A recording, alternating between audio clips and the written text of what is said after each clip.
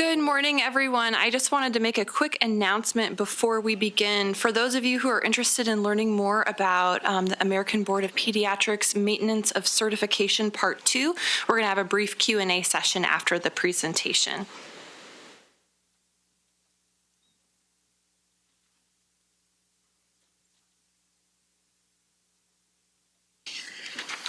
Good morning. I'm Jill Beck with the Ethics Committee, and I am absolutely thrilled to introduce Dr. Janvier for this year's Ethics Grand Rounds. Dr. Annie Janvier is a neonatologist, a clinical ethicist, and an author in Montreal, Canada. She's a member of the Clinical Ethics Bureau and co-directs the master's and PhD programs in clinical ethics at the University of Montreal. She is co-creator and director of the Clinical Ethics Unit at St. Justine Hospital, where clinicians, researchers, and patients optimize and promote ethical and humane medicine. She is also director of the hospital's research group dedicated to clinical ethics, and she believes clinical ethics can be accessible to all, including patients.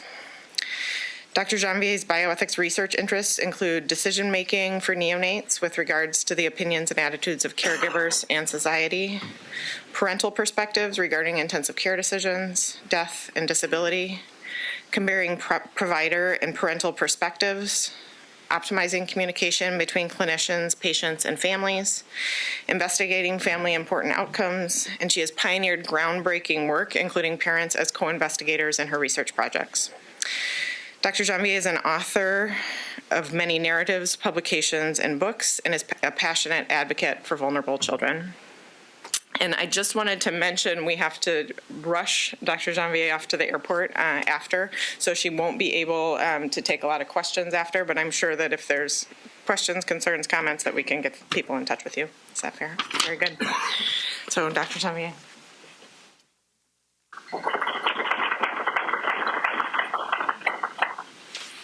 It's an honor to be here today and a pleasure, and thank you for inviting me. So what will I talk about today? I'll speak about medical interventions for fragile patients, a story of a collaboration with a mom to get the evidence out of what it is to have a child with trisomy 13 and 18, and more about parental perspectives. And perhaps also how the landscape is changing to the opposite of what the landscape was before. And what can we do about this, and how can we better communicate? So everybody in this room who has been in medicine more than, 5 to 6 to perhaps 10 years, I've been more than 20 years, and there's a lot of developments and a lot of new technology, often with increased survival. Often too with perhaps increased secondary effects.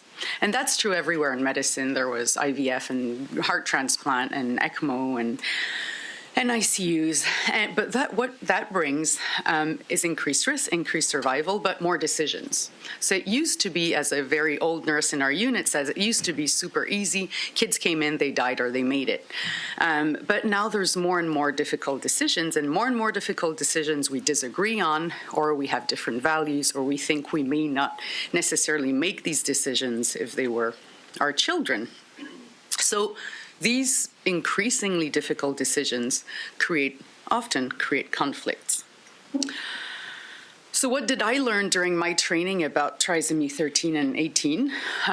In all the textbooks, Nelson or the ethics textbook or the neonatal textbook, the page about futility was dedicated to trisomy 13 and 18. These conditions were futile. Babies all died. They all had severe disabilities. They had a questionable quality of life. And life-saving interventions were not indicated. And really, there is a futility page in the big ethics textbook that has the first case is a kid with trisomy 18. So this is what I learned 20 years ago. And futility, what does it mean? I call it the F word, so my residents are not allowed to use it. They have to tell me if it's quantitative futility or it doesn't work. So, for example, a brain transplant doesn't work. It's futile. It's quantitatively futile.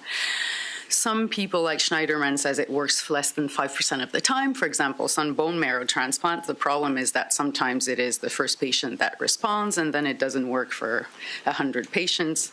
And sometimes, like IVF, it didn't work 5% of the time, but then now it works 50% of the time. So innovations are a problem into how to classify them. And then there's qualitative futility, and I think it's the one we use most often. It's not worth it. So not that it doesn't work, but that it's not worth it. So not beneficial for the patient. For example, CPR in a 90-year-old with metastatic cancer who's dying and in palliative care. It may work to restore the heartbeat, but it may not be worth it. And that's a value judgment. So I've banned the F word, and now it's just, does it work, or it doesn't work, or it's not worth it, and why? And that facilitates more the discussion. So what is the survival for trisomy 13 or 18? It's 0% in many centers. It's actually in one of the conditions in some center where survival has gone down because we used to suction the babies or try to put them to the breast, and now sometimes in some centers, the babies, 5% of babies need neonatal resuscitation without trisomy 18 and 13. They don't have access to basic neonatal resuscitation such as warmth and suction. They get sent home without feeds, and they die. So in some centers, the survival is 0. In other centers, the survival is 40%, because you can help them breathe in different ways. You then can help feed them in different ways. There's several interventions that can be done. In all studies, though, survivors are severely disabled, even with optimal rehabilitation. So what is, for example, the survival after a VSD surgery? So in some studies, it's 0%. Nobody survives and leaves the hospital, or they leave without feeds. And in other places, it's 40%. And there's a wide variation of practices and outcomes, such as cath closure, or banding, or increasing the Lasix, or not doing the surgery, and kids seem to be developing more and more pulmonary hypertension and not die of the VSD, but maybe their pulmonary hypertension. So there's not much empiric data out there if you look for the data. The other problem is that in these studies, they offer cardiac surgery to healthier children. So technically, when we read and between the lines in these articles, it's kids who are at home and at 2 months develop heart failure and come in for a VSD closure, which is very different from a growth-restricted kid with other malformations or anomalies who's dependent on technology. So it's very difficult to really know what the outcome is. And the outcomes are more a reflection of values. So in the rich world, or the so-called developed world, survival for trisomy 13 or 18 is between 0 and 40 to 50% at 1 year. And unlike elsewhere in medicine, this is mainly due to local philosophies. So it's not because the heart surgeons are better, anybody can close the VSD, or because the PICUs are better. But this is true for many fragile neonates in the gray zone. I'll give you an example. At 22 weeks, survival is between 0 and now 50% in Iowa. At 23 weeks, it's between 0 in France, they don't try, and now 90% in Iowa. At 24 weeks, it's between 10 in France, and now 95% survival in Iowa. It changes like every several months. Complex cardiac interventions, in France, they don't get any interventions. They die. They all die. They're aborted or they die. And 92% in Loma Linda. Shunts for dialysis, same thing for renal failure in neonates, ECMO decisions, G-tube, tracheostomies. There's a long, long, long list of, if you're a clinician and you wonder if it's worth it, and you go on PubMed or you go wherever you want to go and you look for the evidence that you may find a group with 0% survival and a group with 90% survival, then it's really tough to make these decisions. You wonder then if it's facts or if it's values. So in neonatology, in the gray zone for very sick babies, many statistics reflect our values. And then our values create facts that are then used to support our values. So, in France, if we say, well, of the 100 last patients that had a hypoplastic left heart, parents decided to terminate or the baby died at birth and, they all die. Parents won't say, yes, we demand surgery. They'll usually say, geez, doesn't look very good.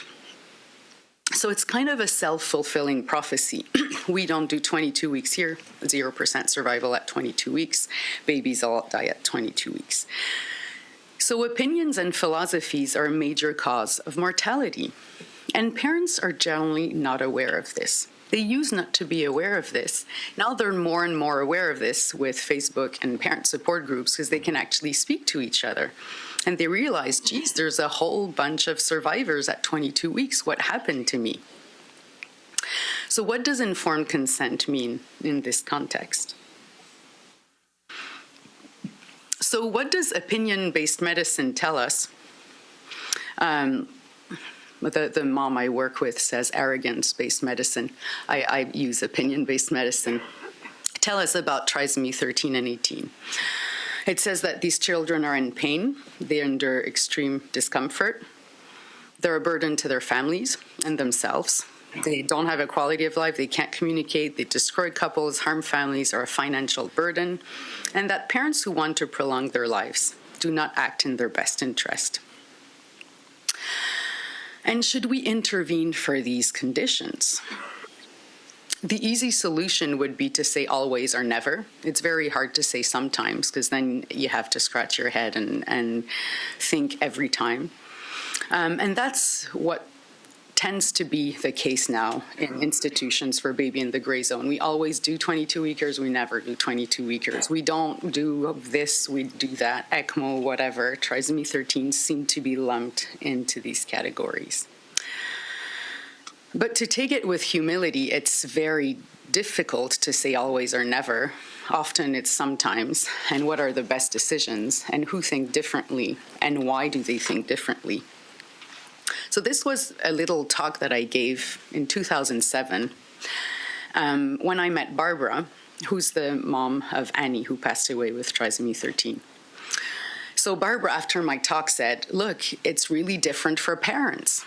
They seem to be happy with these babies. I'm like, geez, that's not what I read in my medical textbook.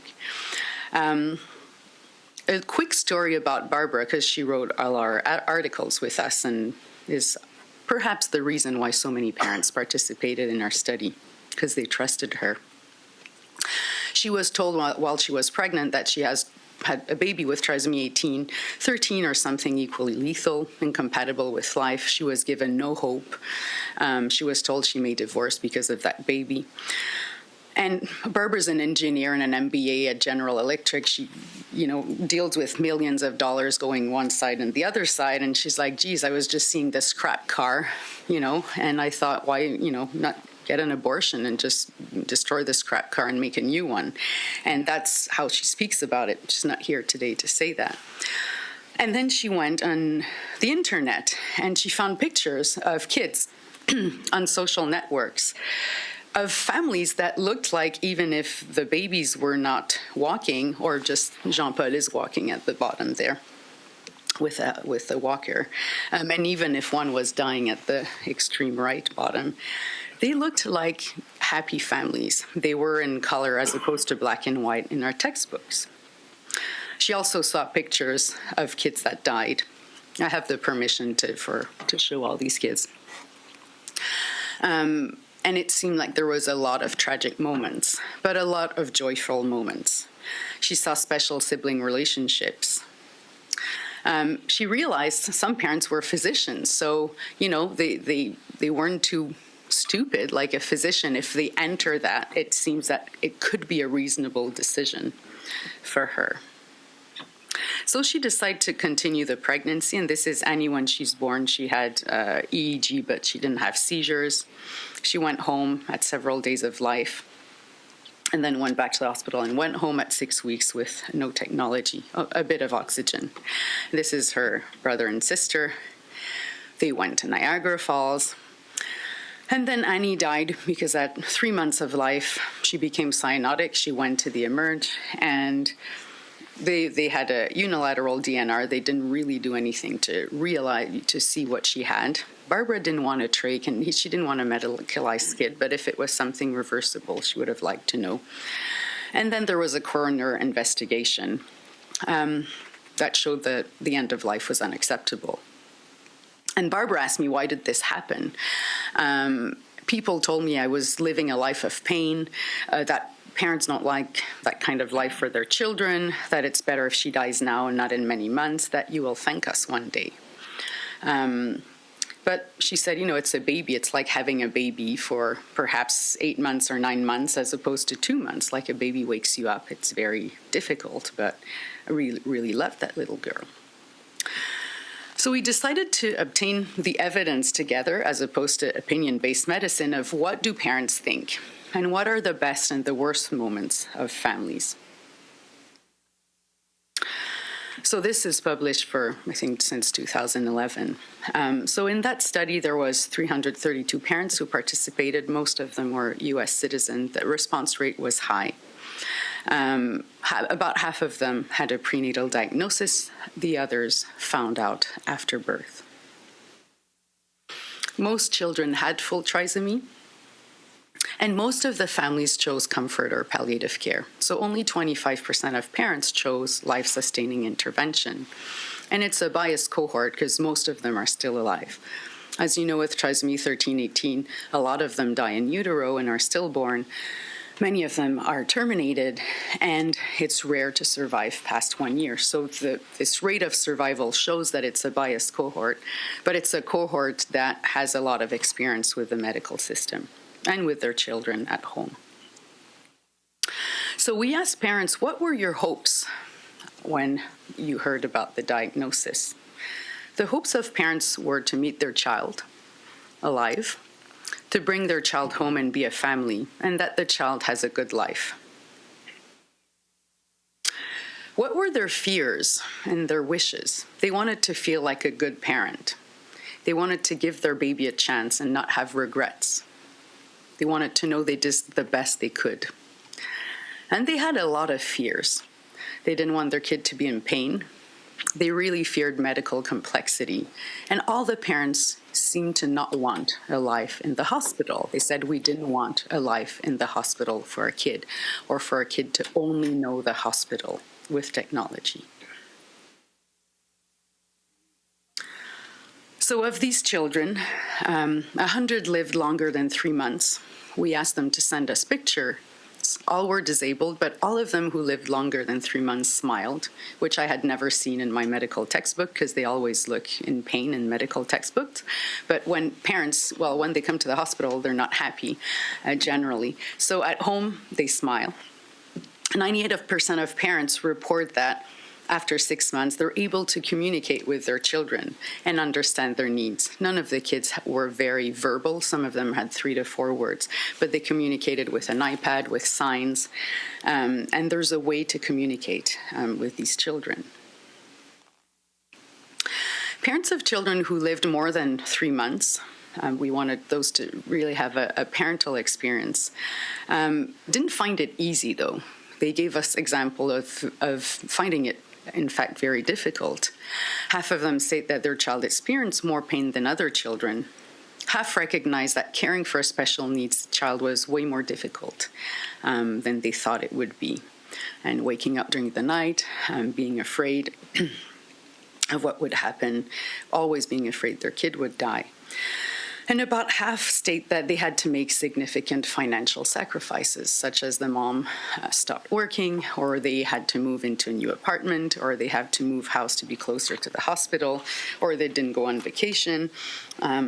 So there's a lot of sacrifice financially that comes with that.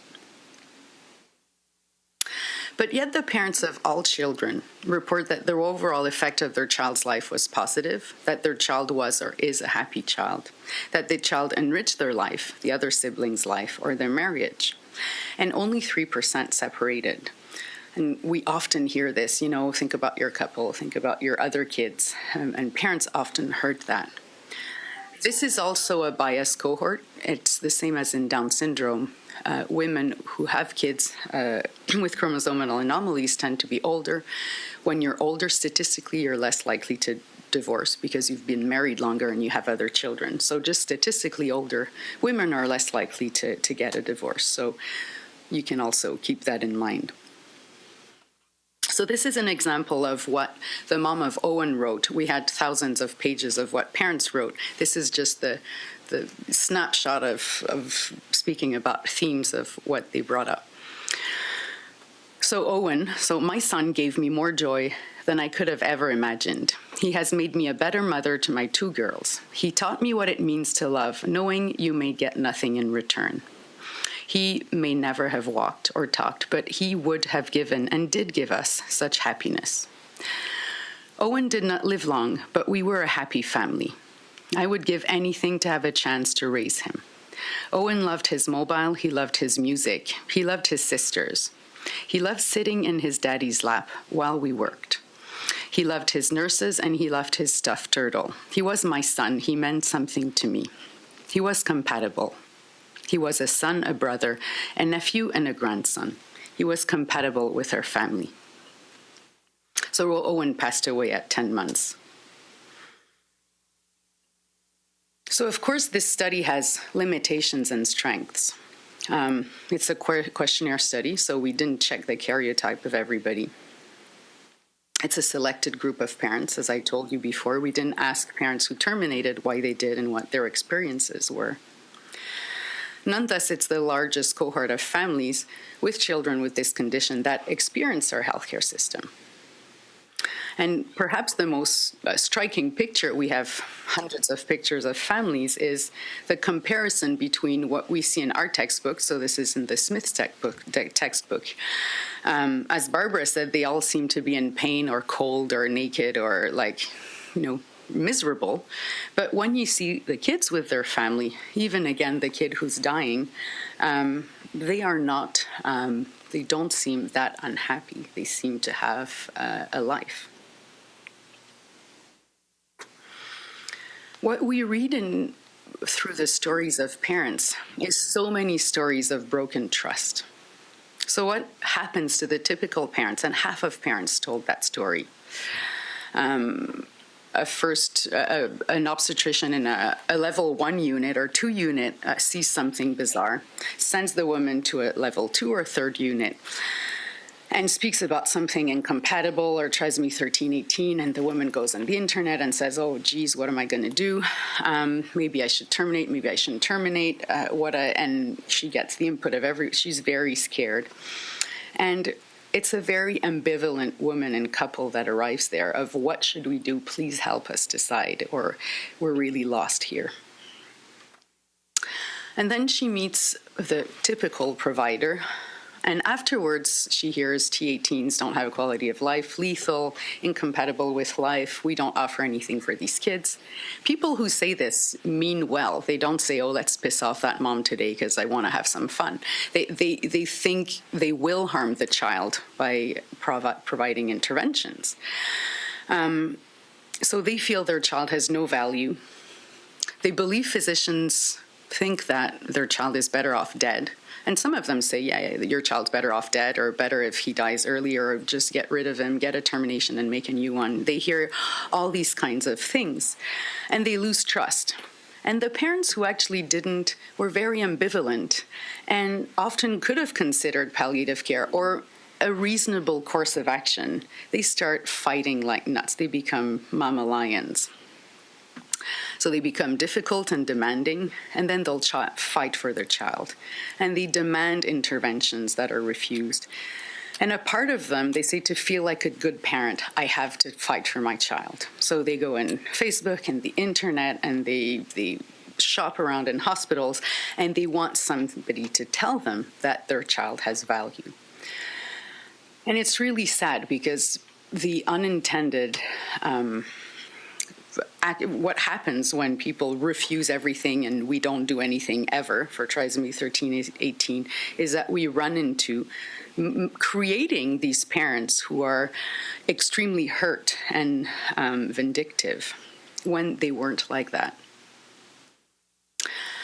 So what should we do The always route is also a very difficult route. So I hear more and more now, we do everything for trisomy 13 and 18. I'm like, oh no, but maybe it should be something in between, because palliative care is not nothing and reasonable care is not nothing. Or we treat them like any other children. But they're not like any other children. They deserve value like any other children. They're valuable people. These families also are valuable families. They need to feel like good parents. But it's like saying that glioblastoma multiforme, a GBM, brain tumor is the new breast cancer, and to treat them like people with breast cancer. When you come with a GBM tumor, you have 5% survival. We take a piece of your brain out, irradiate you, you become another person, you're a bit disabled. It's really speaking about what does it mean, what kind of life you want, what kind of death you want. How can we give you a life of value for the next weeks, months, or perhaps year of your life? These new things we hear now, T1813 is the new T21. Well, not really. They used to live with Down syndrome unless we starved them, but most of them would live very long. And trisomy-friendly or unfriendly hospitals often face consequences that are not necessarily nice. Then they attract all the parents, and all the mad parents arrive at these hospitals and demand interventions. So it's very hard to be a unfriendly or friendly place, or always or never place, because both places run into problems. But it's hard to be in the middle too, and to sometimes offer interventions and sometimes not, because these conditions are very heterogeneous conditions. And for those who are neonatologists, it's like 23-weekers. Some of them weigh 400 grams and are infected and didn't have betamethasone, and others are bigger and had betamethasones and are healthier, and they're not the same kind of patients. So interventions may be beneficial for some children, but they also may be a burden to others. It may be harming kids and families, having many interventions. And you remember, parents didn't want kids to live in the hospital. They wanted to take their kids home. So it's very hard. Ooh, it's like the Italian restaurant. It's time to get cozy.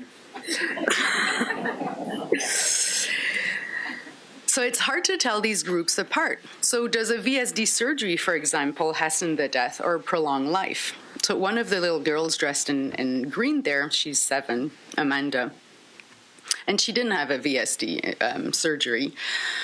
She was looking fine, not too much distress, and we said, well, maybe you'll die quicker if you have it. Maybe you'll die of something else than your VSD if we don't do it. And she's still 7, and she's fine. She's healthy for a baby with trisomy 18. We don't know if it really helps kids. Without the surgery, do children have a better life? And there's no data out there to help us. We asked parents, and I'll finish with that. That's our latest article, because it took us so many years to study because there was too many pages written by parents. What would you like healthcare providers to know? So parents met important clinicians, those that changed their lives. And we asked them to give examples of good and bad examples, not just he was nice, because I'll just tell you be nice and you'll say what the hell does that mean. So we asked parents to give us, what did the physician say or do that helped you? One of the things that came out is that 40% of parents did not want to make life and death decisions. And I'll show you more slides about that. And when they're pushed to take life and death decisions, they choose life. And they wrote to feel like good parents. We couldn't choose between trach or death. We choose trach. And whatever you offer to parents, XYZ, they'll take XYZ compared to death if you present it that way. So often they followed physicians' recommendations when they trusted them, or they followed nature, God, or the baby. And that's kind of an art to tell parents what nature, God, or the baby has decided. But they need to trust you. So these are how to get parents to distrust you, if ever you want to do that in your practice. So If parents feel their child is replaceable, so for example, termination is the best option, you can have another one. T18s don't get admitted to this hospital. When parents feel that we think a quick death is optimal, his life will be full of pain, the quicker he dies, the better. When parents think we're interpreting what their child means to their family, and we think their child will harm their family. So many couples divorce. Think about your other children. When they hear nothing to be done, we don't do anything for Edwards, NICU is not an option. And when we tell parents there's no hope, there's always hope. There's hope not to have pain. There's hope that their baby dies and that they can reconstruct their life with their baby in their hearts. There's always some hope for parents. And when you say this, there's no hope, they'll go shop for hope somewhere else. And this is Chris Feutner that has written on hope. And it's a very nice article on how to reframe and give hope to parents. So these are examples of hope in trisomy 13 and 18 that parents have written, that Annie will survive and have a good quality of life. I hoped that Trish would be the most comfortable possible. I hope that Trish would die pain-free.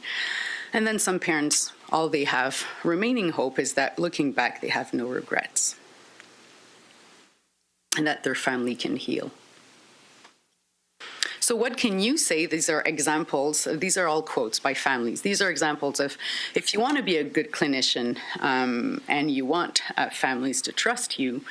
This is examples of what parents have said, the nicest things they heard. This is what the book says about trisomy 18, but let's look at your baby. So he, the doctor, describes all the organs that were malformed, but also those that were not. He didn't only tell me what children cannot do, he told me what they bring to their families. She gave us balanced information. She was the first one to speak about a good life for Caleb rather than a good death. Parents need to feel like they're good parents. If they feel judged or that they're doing the wrong thing, they won't trust you and they'll continue doing whatever you think is the wrong thing. So examples again from quotes, you're taking great care of him. Caleb is lucky to receive your milk. It's liquid gold. Thank you for bringing it. You're such a great father. Trust yourself. It's not easy, but it will get better. These are difficult times. The most important thing for Jacob right now is to have parents who love him like you do. Show us your note. You know him best. So you can read between the lines that these are probably parents who bring tons and tons of articles and you're like, ooh. And but still, that physician was able to say, wow, you have found all these articles online. How do you have time to do this?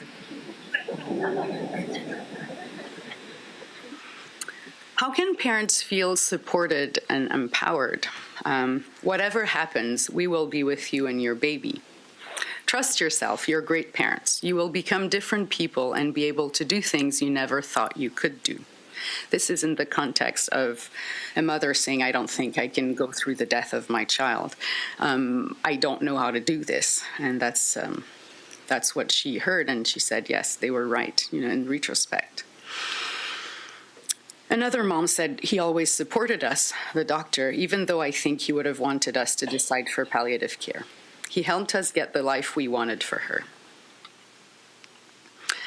I think one of the mistakes that parents tell us happens is if they seem never to be able to enjoy the present. We're always looking for the future. And I think it's more and more true in the US with the DNR obsession and the anticipatory of everything. So a baby's, the best example is the ethics rounds with Lantos and Boss about 2 years ago. A baby's in utero with trisomy 13 or 18 and hypoplastic left heart syndrome. And they're speaking about should we operate the heart when 70% are stillborn, and when some of them don't survive birth, and when some of them. So the whole pregnancy is a battle of should we do this surgery, and the kid dies in utero.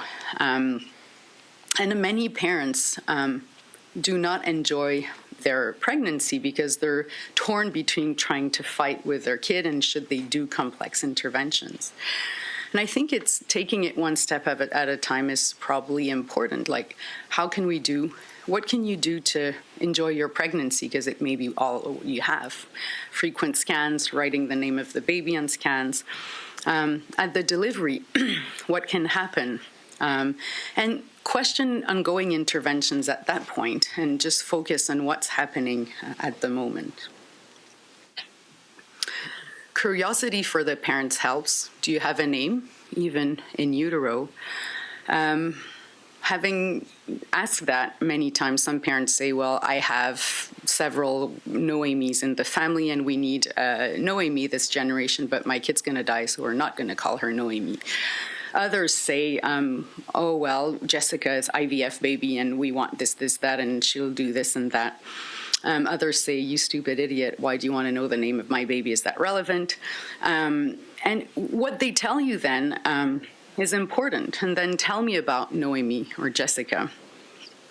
And sometimes when they say Jessica will die, you say, well, yeah, but you will have had a Jessica in that generation. You know, in like 100 years, all the generations will be dead and Jessica will be on your family tree. And then we can speak about death with families. The other mistake we do, I think, that get us in a lot of trouble is to say everything we have to say as a disclosure, and then parents are not ready to listen to everything, or they don't want to listen to everything, or they don't remember everything they're told when they're stressed, and to individualize information. So as a mom said, don't ask me if I want information. What kind of parent will say no? Do you want information on trisomy 18? No. Like, the parents don't say that. They'll say yes, and then they'll say, oh, geez, when is he finished? Or this is taking a long time. I don't understand these words. So the way to ask this is some parents want a lot of informations and articles, and other parents want the big picture. What kind of parent are you? What scares you the most is, or what concerns you the most is a good question to ask at first, because it gets you to what the parents are most scared of, and they probably don't listen to most of what you're saying unless this has gone through. It's not always death.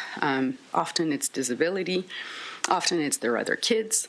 Often it's the dad who says, you know, my wife had a depression 2 years ago and she can't go through this again. She had so many miscarriages. Sometimes they're scared of being deported.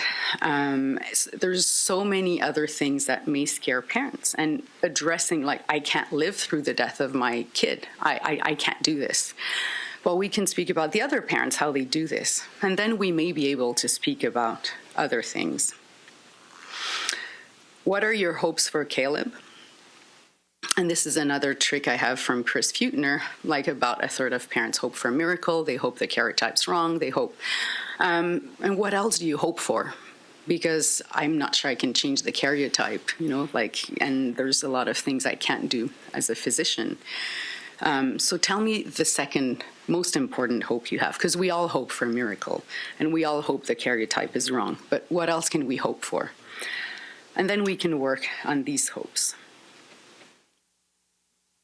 This is like underlined because it's probably the most important slide here, is we're now in an area of shared decision making. We went from paternalism to informed consent.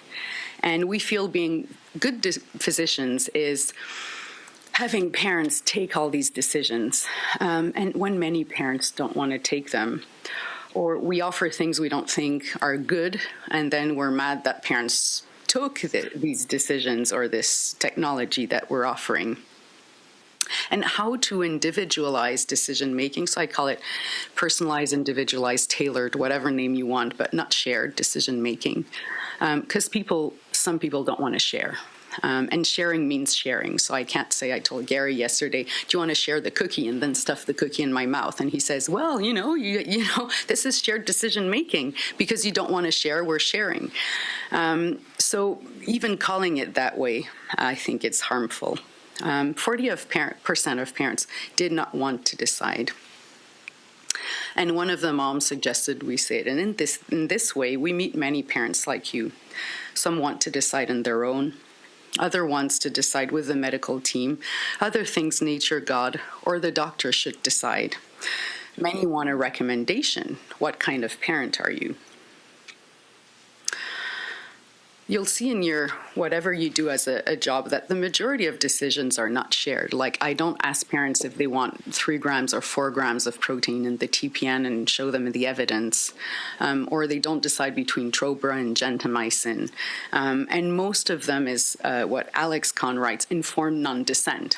We will give these antibiotics for the pneumonia. We will do this. We will give surfactant. We don't need to say, it's put in here, and then the pig's lungs are in a milkshake, and then we put the milkshake there, and you understand cow versus pig, and we don't do all that. But it seems for life and death decisions, we feel a compulsory need to do this. So who decides? And I'll give you examples of what parents have written. So one mom said, "It was clear for us we did not want to decide the day our daughter would die. We trusted the doctors and nurses for that to tell us when it was time. They gave us some time with her, and we will be forever grateful for that." Sometimes God decides for the parents. We made it very clear to them that it was God's calls, not theirs.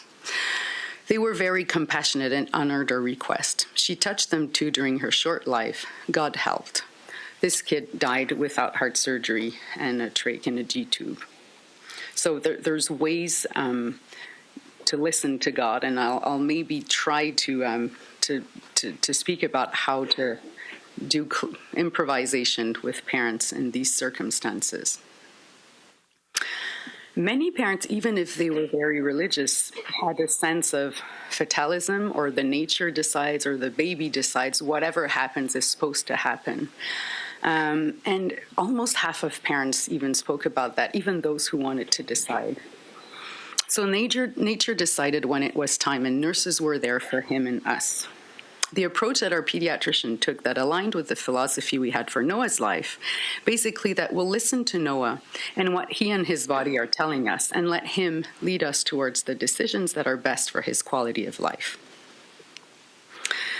Our favorite nurse told us that Owen, that's the little kid who died at 10 months of a pneumonia, will tell us what he needs, and he did. Owen took himself off his vent, so he had an accidental extubation.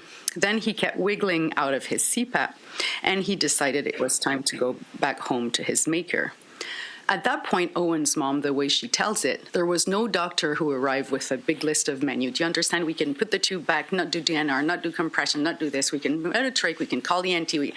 They didn't go through that. The nurse, how she describes it is, well, Owen's sick. He was in a lot of oxygen. The way the mom describes it is, the nurse said, maybe it's nature telling us something. And the mom said, I think it's time that he's telling us he wants to go. It's time for him to go. Nobody had her sign any papers. They didn't speak about the DNR. The doctor arrived, and Owen died.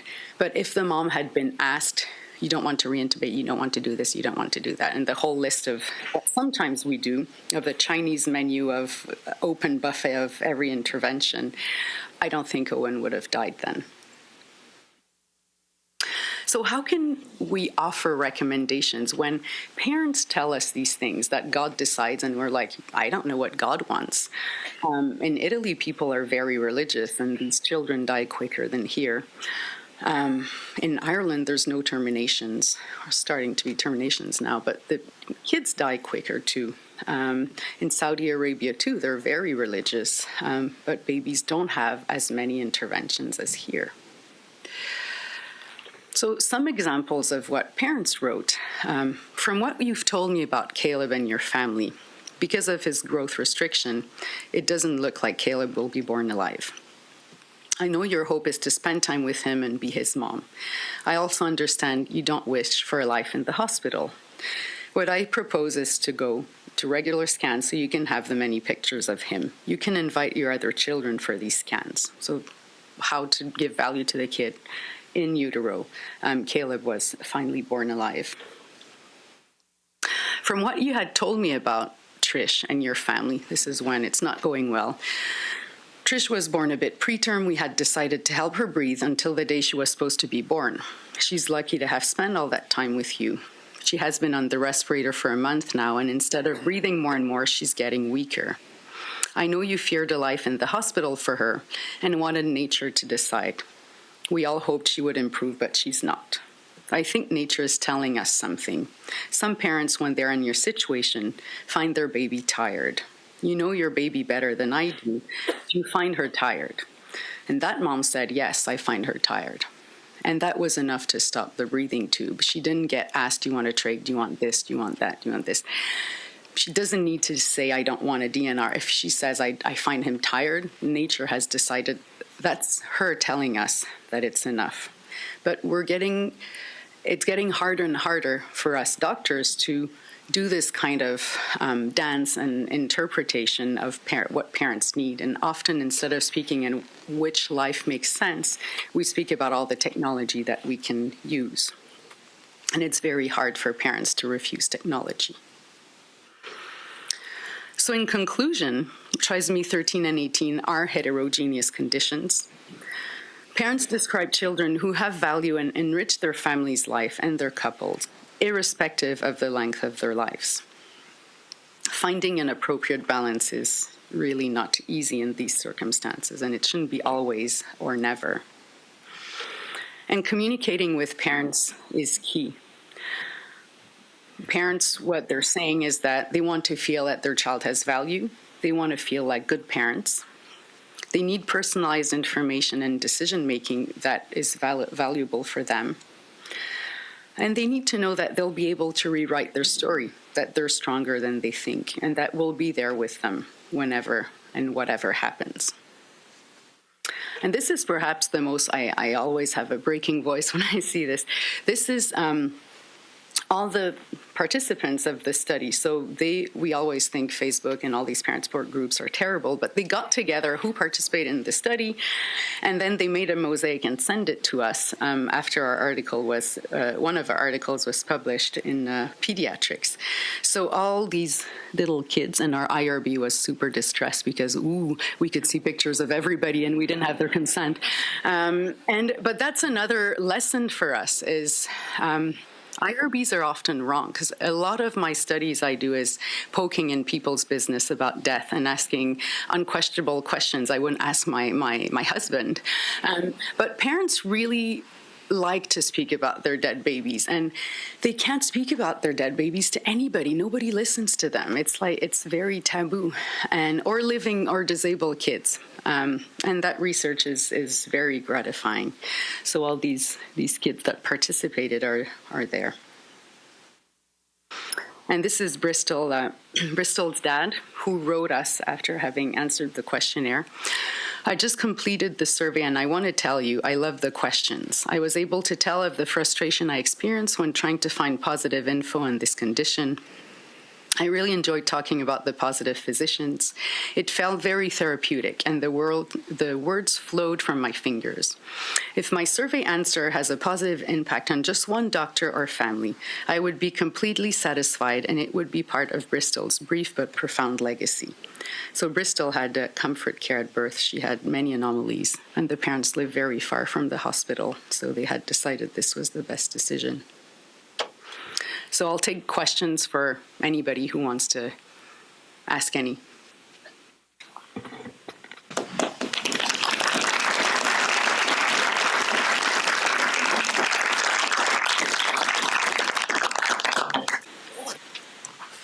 I have allergies too. I'm not crying. I have a question. Yeah. I'm a cardiologist and have been at other centers and recently joined our group, and so entering into trisomy friendly, just to use the label, has been a very interesting experience. Your narrative of the mama lion is actually a really important experience, I think, that I've found here. And I've changed the name to something different. It's the angry victim. Because some of these people have had trauma, as you've described. Have you had the narrative of how the mama lion finds a way to bridge finally and get trust with their team? Has that been characterized in your experience? It's very tough. They find a great, nice cardiologist like you. I'm not. I promise. It's really tough because you guys seem to inherit distrustful, hurt parents who really want their kid to have value. And the centers inadvertently saying we don't do anything. Well, sometimes they do things. So there's stories that don't seem to make sense. So they do a G-tube and a trach, so make them medically dependent, but won't do a small VSD surgery, which are peanuts compared to that. Like, I don't understand. So this is like the U.S. craziness here. But if you're not, because what the parents don't want is a life in the hospital. And we seem to push them to want a life in the hospital out of distrust or because they don't trust us or because. So here you're in a messy situation of not knowing the parents from being able to build trust. You have to destroy distrust and then destroy all doctors are bad and they want my kid dead. And they're probably online and everybody's telling them, get a lawyer, get this, don't trust what they're saying. And they've got all these rehearsing. So you have to destroy all this and build something else. And I think that's very tough. And what can you do? You can try to, and I think Megan's done some of that work, try to reconstruct the trust with the first team of physicians so they repair that trauma before they come here. So it's less of a dragon victim, but more a harmed mother that's ready to build something that means something so they can go back where they are. You can refuse the patients and say, look, if you don't do G-tube trachs and everything and then send it to us for peanuts, like, because then they'll want to stay here and they won't have a home. And that's everything parents usually in our study don't want. They don't want a kid who lives in a hospital and to be living somewhere else. So we'll accept them from the start instead of accepting them once they're angry at doctors who say we don't do this or we're none, or try to change the system. So speaking to Jim last night, he calls the other cardiac surgeon and says, well, it's weird that you have super high numbers for hypoplastic left hearts and you're amazing, but you're afraid to do a VSD surgery? Why? And then to change the narrative elsewhere. So they also have a balanced view. But I'm not sure there's a quick fix because your problem is a specific problem that I haven't read in the literature. And you should write about how to, and they come from second, third opinions from everywhere. And now they're all coming to you, like, you're the great place to come to. But it's very tough because you don't have parents who are willing to speak at first. It's parents who were harmed so many times that they're probably not listening anymore. They just want you to tell their kid has value. So I guess working on your child has value, calling him by his name, I'm sure you all do that. And what's important to them. But I'm not sure then what's important to them. They kind of want to feel like good parents and that their kid has value. It's not the same thing that they would have thought a month ago, for example. So I'm not sure I answered your question. Yes. Did you find that there's a difference at all? Many of the slides you had talked about putting faith in God, that there's a difference in how different religious traditions affect the way parents decide and how much they look to those traditions. Not much. They speak about hope, prayer, and it's interesting on the empiric literature of God. I'm not sure there's much empiric literature, but on the how we see God and how we can speak about God to parents. There's those who use God, or I don't know how to say this correctly. I'm also Francophone. I'm atheist, so it's tough to try to use the right words. So sorry if I'm offending you. So some of them, there's kind of two paths to say. Nature or God has decided. I use nature. So God seemed to have decided this is your baby tired. And others who say, well, God gave me the high-frequency ECMO, I know, Bosantin, bling, heart surgery, so I'm going to use what God technology is using. And then another way in between is, oh, parents, I'm not God.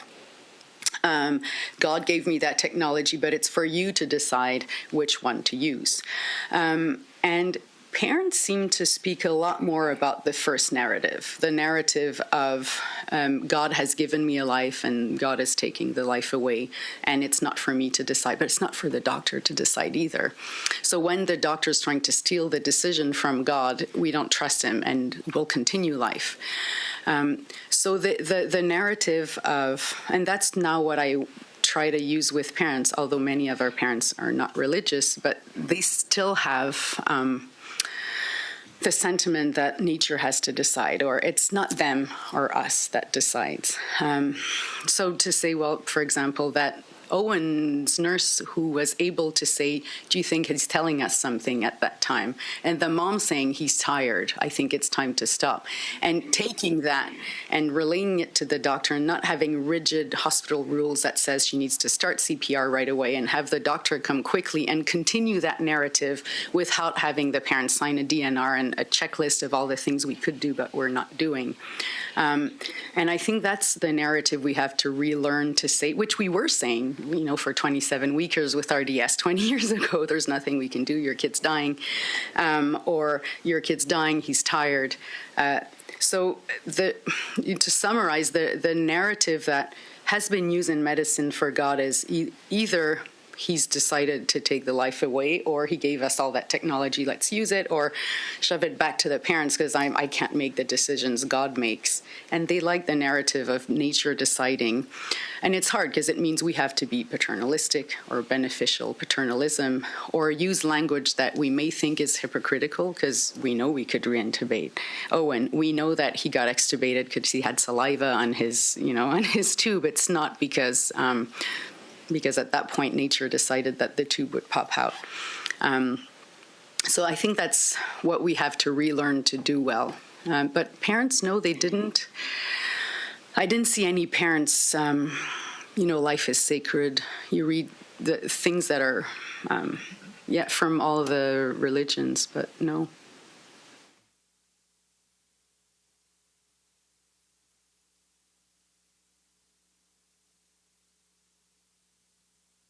Yes. It's funny that you mentioned the example of the Bosentan and everything.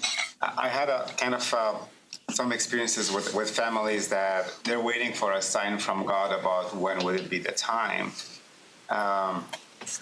Yet, I mean, we're in a level 4 NICU. We're on 100% oxygen, on a ventilator, on nitric, on an epi-drip. So how can you translate that? I mean, I just struggled.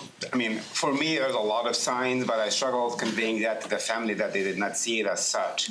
Is there a way that you can turn that medical information and translate it into a sign of God? I just didn't. It's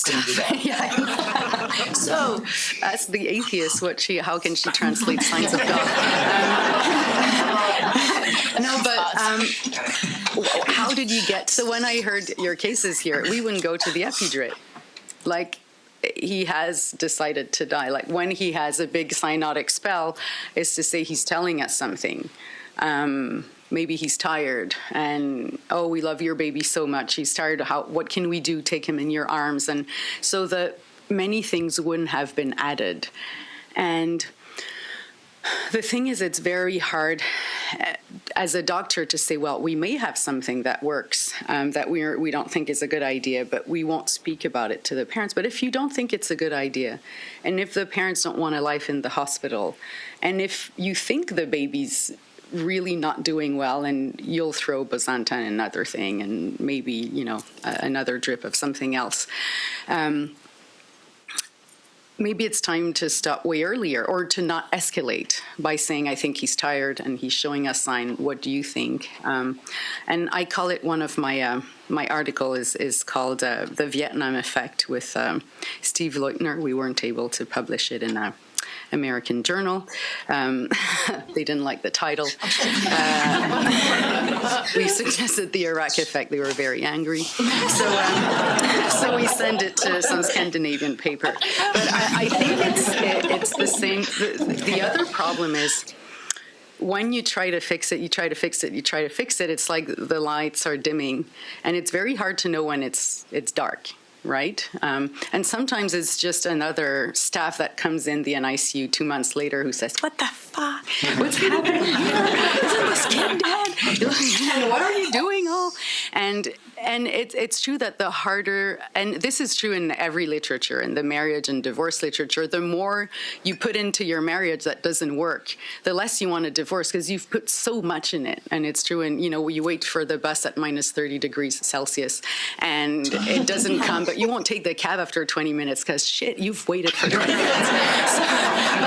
So that's human psychology too, that this kid, you've invested so much with this kid and this parent that now you really want it to work.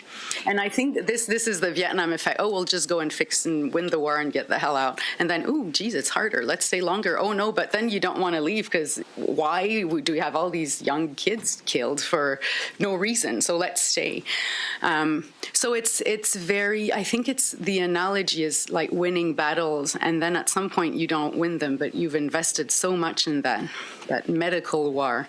And perhaps retreating earlier is and that's, in this article we have techniques and what can we say, what can we do to retreat earlier.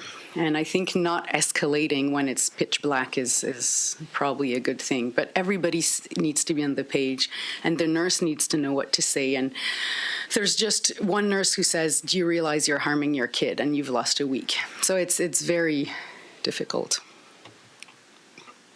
So Yes. I just have a quick comment. The thing that we deal with a lot of the parents actually deals with the social media. So a lot of times before they even get to the facility, they know of us and they know all the families that are here. One of the comments that you made was, don't just talk about, you're talking about some of the interventions we could do. Yeah. One of the moms actually referred to our babies, our family, the children, as a group. So they talk so much between the group of them that even if we didn't say or talk to them about a treatment, the question was, I'd like to have a swallow study, but do not use barium. Because this happened to another child. So if one child has it happen to them, then all the parents know.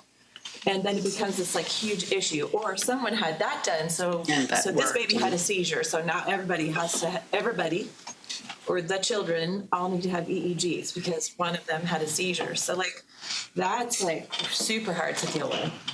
And that's why I think it's important to individualize, to say, well, this is what trisomy 18 looks like. We're a hospital who tries things for babies with trisomy 18, but they're not all the same. Many die in utero. Hey, yours didn't die. So did you have a C-section? No, that's what they recommend.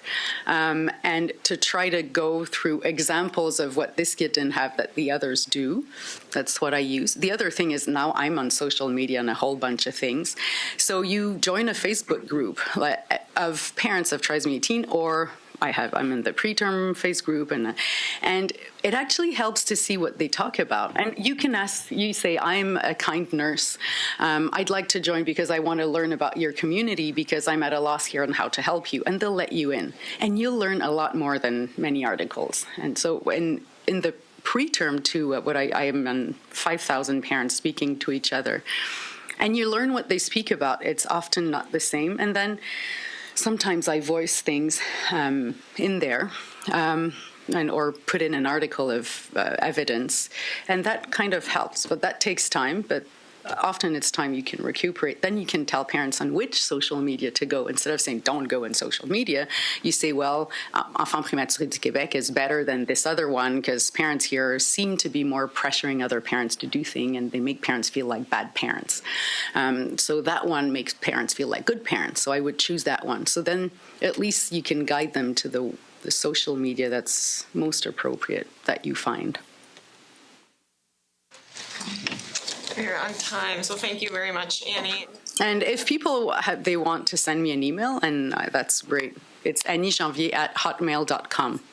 So my personal email. Yep, perfect.